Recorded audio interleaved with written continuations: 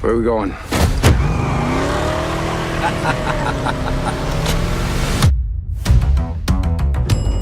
There she is, the rookie who thinks she can take down the Southwest Al Capone. You're pretty intense. It's because I play to win. What about the Duster? Who's the driver? Let me just congratulate you on just a white-knuckle, fun show. And I know that you guys are the stars of it, but that car. Yeah.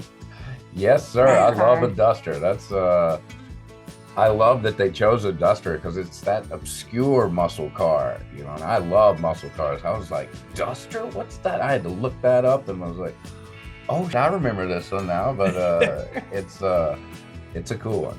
Josh, it's got to be fun driving that thing. Oh, you better believe it, man. They let me do quite a bit of driving. I went to stunt school. There's 4 different Dusters, so they're all different. Are there 4? There's 4.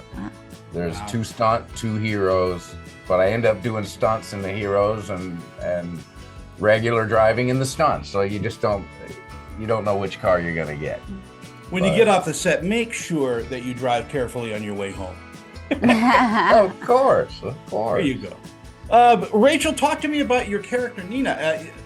She's really must be a fun character to play. Oh yeah, Nina is just a badass. She's powerful. She's, she's tenacious, of course. She's loyal, and she's also vulnerable. And she's got this really soft underbelly as well. And so it was really cool to get to play all of these colors. There's nothing like a little vengeance to really motivate one. So that was fun to play as well. And 72, getting to mess around in this world with all of the politics and all of the social issues was always fun. And Josh, Jim Elliott, this is a different character than you've ever played. Talk to me about, getting into the role.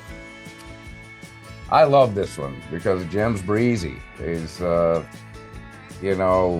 bad things happen, but it's just another Monday. So he just keeps rolling on with it, gets in his car, drives fast, or hooks up with some girl that he can't remember the night before. But he is such a fun character to get into to play because it's that side of myself. I get to be that breezy, fun side, but then it really has heart. He still has heart. He cares. He has a daughter. I love that part of the story. JJ told me to watch Paper Moon, that relationship there. And I love that. I love the heart of it. And these are real issues they're dealing with. And, Nina turns his life around, but, in a way that he needed. He's needed these things answered. And so she's forcing him to look at the reality of things. So it's a fun ride. The show really, for me, is a throwback to like the Rockford Files and Yes, things like that, because it's action based. But you're right; it's got humor running through it. It's also got a tremendous cast. Rachel, you must be blessed working with this cast. Oh gosh, yeah. This one's fine, but the rest of the cast, yeah.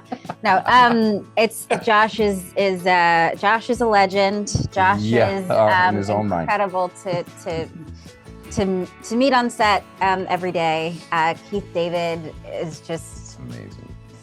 No words for Keith David. And then we've got just this incredible supporting cast of characters. They're all just so perfectly tailored to their roles. These actors are perfectly tailored to their roles, and they just, I think, really give this show life and that fun element.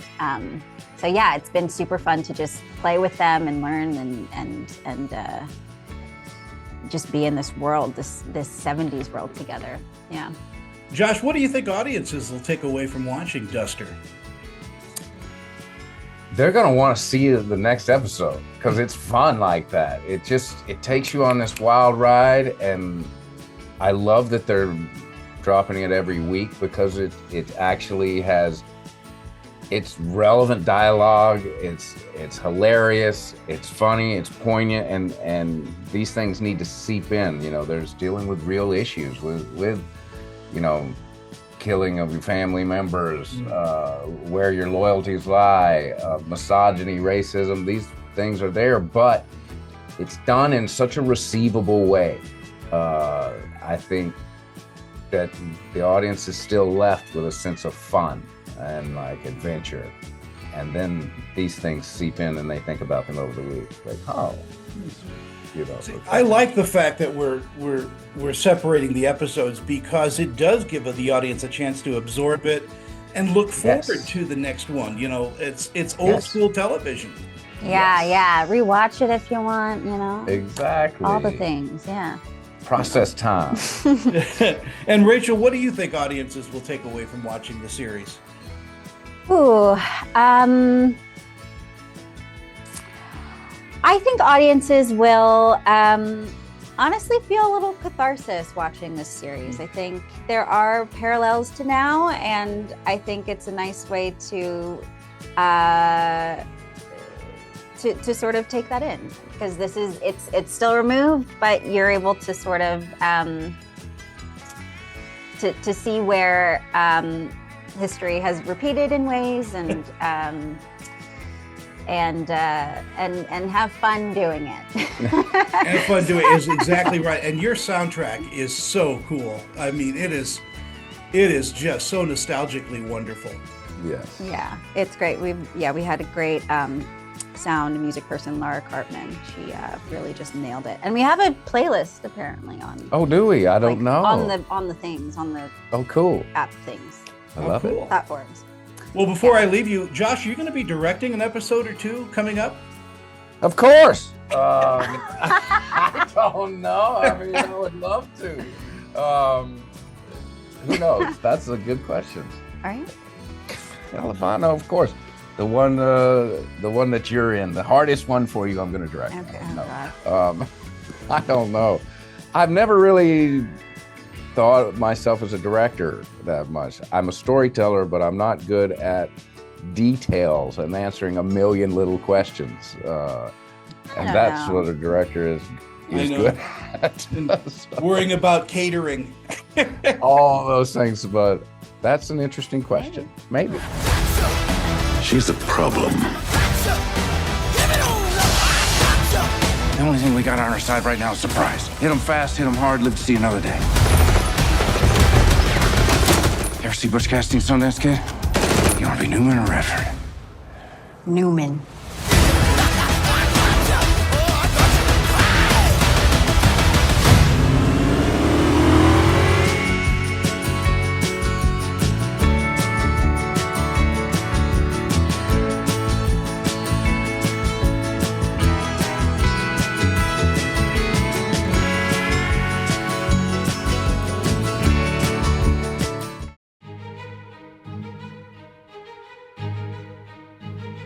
Ethan's other mom, Adam's ex, she's unstable. What a crazy turn. The world knowing you stole your sister's life. Oh my God, this is everywhere. At least it's a good photo of us. Let me start with Lorraine. Talk to me a little bit about your character, Catherine. Catherine is she's the editor-in-chief of a very powerful editorial like Vogue or Vanity Fair, and she is at the height of her career. Personally, she's mentoring Chloe, who she has been mentoring Chloe and positioning her to take over for a few years, and she's very, very, very invested in that, because Chloe is a little bit of a mini me. So, so she thinks. So she thinks. And so this was just a terrific character, full of complexity, full of odd maternal instincts. If you cross her, she will eat her young. And so she was on the page. it was just a very interesting character, and all the players involved, all the women that were on board creating this series, the terrific cast. It was kind of a no-brainer. And Corey, man, you have such a. I loved House of Cards, first of all, and you do so well. But this character, Adam, is such a different kind of character for you to play.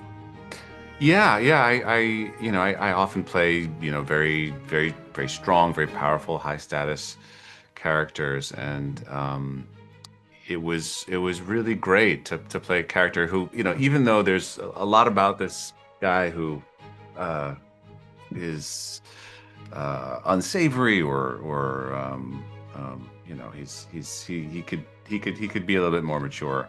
I could identify a lot with him. He's his vulnerabilities, he sort of wears them on his sleeve a little bit, and that there's these core relationships with Jessica Biel and Elizabeth Banks's characters, and it was sort of really exciting how different Adam was in each of these relationships. But it was really that relationship with his son, with Ethan, that really drew me to the character, and I could really identify with. Yeah, it's such a deep connection between these characters, and you don't see that often, but the writing is so spot on. Lorraine, in our final moments, I mean, working with Elizabeth and Jessica must be just an actor's dream. They're lovely to work with, and even the small scenes, the small exchanges I had with Corey were just terrific. It's such a fine band of actors. There's you want to get you want to get in the sandbox with actors like this, because whatever ball you throw, you're gonna get it back. They're gonna hit it back, and they're gonna hit it hard. And at the end of the day, you want to play a hard game where you put in a good sweat, and this was a fun time in the sandbox. So cheers to Regina and Olivia Milch and Jessica, and certainly Elizabeth. It's been a terrific time. Your life is a lie! Be careful. There's still a killer out there. Sometimes we dig. We don't like what we find.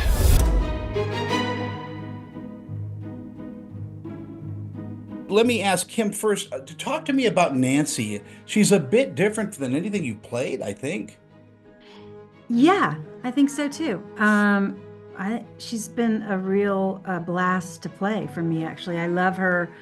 She loves the hunt. She dogs the sisters. She loves her job. She loves her colleagues. They love her. They love her swagger. She's irreverent at times and offers a little levity, not about the murder certainly, but about, just in general. And I think she's sort of an inspiring character to be around. Right? I mean, I was like going to that. say the same thing It's about your character. really fun. It's really fun to play. And yeah, she's different. She's different, than what I've done before. She's tough as nails. Yeah. Yeah, she is. Yeah. She is. You know what? She's going to have a little dark past too that might show up. Oh, that's kind of wonderful for an actor to look forward to. And Bobby, Matt, talk to me about him and how you put on his skin. I don't know if I put on his skin, but Put on his clothes. I did put on his clothes. A lot There of you go. trendy suits. No, I just first reading it, I connected to his humor, the compassion that he leads with, and he has a different approach than his partner. And I don't know which one's better, but they work well together because it's like yin and yang. But yeah, I connected with them deeply, and I just loved that he has this ambition underneath, but he's masking it for the show, and then it starts seeping through as the series goes along. So I had a lot of fun. Kim, as audiences discover the better sister, what do you think they're going to take away from watching the series? Well, I mean, I think it's a really delicious, bingeable show. I think it's layered with. I think they're gonna be very satisfied because I think, first of all, the relationship of the sisters is a very it resonates. It's a very relatable bond, and I think the detectives too. I think everybody's like no characters are utilitarian. There's nothing just procedural about it. We're all very fleshed out characters, very complicated, very layered. Some of us are unlikable. Some of us are, irreverent. And I think it's going to be a relatable series. So you said you left at 8:45 and you came home, put down your things, kick off your shoes, came over here, but you feel something at your feet. And that's when you see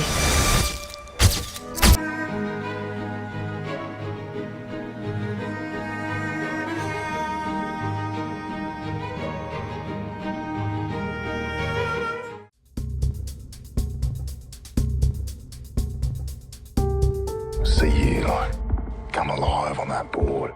It's spiritual. I feel the same about what I do. It's my true calling.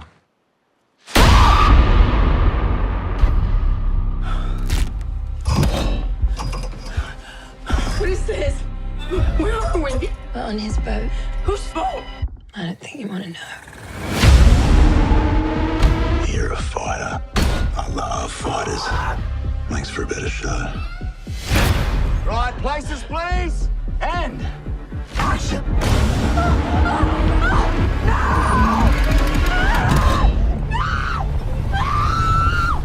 Tell me that ain't the greatest show on earth. Hassie, it's great to see you again.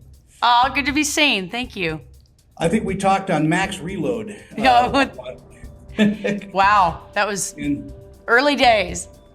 A lifetime ago. And then, Josh, it's great to meet you. Congratulations. Thank you. On Dangerous Animals. Wow, what a thriller. What a nail biter this is. Right? Yeah. It's awesome. We're so excited about it. Hassie, talk to me a little bit about your character and did you audition for the role? I did audition for the role, yeah. I got the audition. I got the script, I read it, and within 3 hours, I had already made a self-tape. They said that they were looking for someone quick, and I was like, well, I just dropped everything and got the tape done, and then the next day I had the director session with Sean Byrne, our director, and it was just one of those things. I felt it was coming in, and I was like packing up to move to Australia before I knew it. Wow, and Josh, Australia, what a beautiful place to film. Oh, I'm from Australia as well, so it's nice being home for a change. I had all my mates come up while we were filming, and it was great. And that was the closest you probably ever shot to home. Yeah, for a long time, and yeah. all over the world. Yeah. And Josh, you're no stranger to the water. You were in Dive Club and Yes. That was my first role ever. It was fun. Do you enjoy this particular genre, horror thriller? I loved it, actually. It was it's rare that you're filming something and the stakes are always like 110%. Generally, you're kind of trying to find a wavelength to operate in, and a horror thriller, you're fighting for survival the entire time. So Yeah. it's quite cathartic, really. You're just like screaming for the day. Yeah, it works on your throat though. It probably hurts. Yeah. I did lose my voice during the harness scene. I think everyone but Jai lost his voice on that shoot. Yeah. Hassie, there's a different pace to a horror thriller, isn't there? I mean, it's kind of like dealing with music. Yeah. The notes are a bit different. Yeah. Talk to me about that experience in just working with the director on the horror aspect of this. Sure, I mean, I think pacing is so much of it, and there's like the fast and slow and building the tension, and I think it's really cool for my first kind of real genre film, it was really nice to be kind of under the protection and wing of Sean Byrne, who is such a, next level cinephile, and there's not a movie he hasn't seen or doesn't know, and just kind of one of the more learned directors I've ever gotten to work with. Yeah, it must be great to have, what you worked on here in your toolkit. Yeah, exactly. Josh, what do you think audiences are going to take away from watching Dangerous Animals? I think they're gonna have a great ride. We had the first premiere in Cannes a few days ago, and the audience was screaming, crying, laughing. It was pretty surreal, but I think people are just gonna have a film they can go to the cinema with their friends and just enjoy it. A whole cocktail of emotions. And we're ready to drink that cocktail, Pat. Yeah. I love it. Listen, thank you guys so much for your time today, and wow, what a wonderful experience it was to watch this. Oh, thank you you. so much. Really nice to see you again. Appreciate it. Yeah, you and me, we fend for ourselves. We're sharks. I'm nothing like you.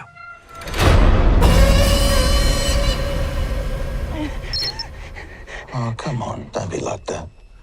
This is your time to shine.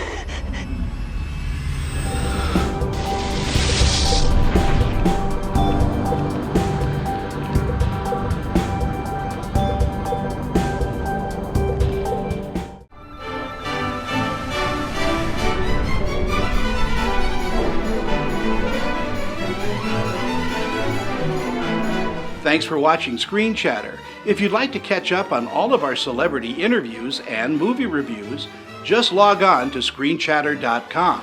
And you can also follow us on social media, including Instagram, X, and Facebook. Again, thanks for tuning in to Screen Chatter this week. We'll be back next week with another show. I'm film critic Tony Toscano, and I'll see you at the movies.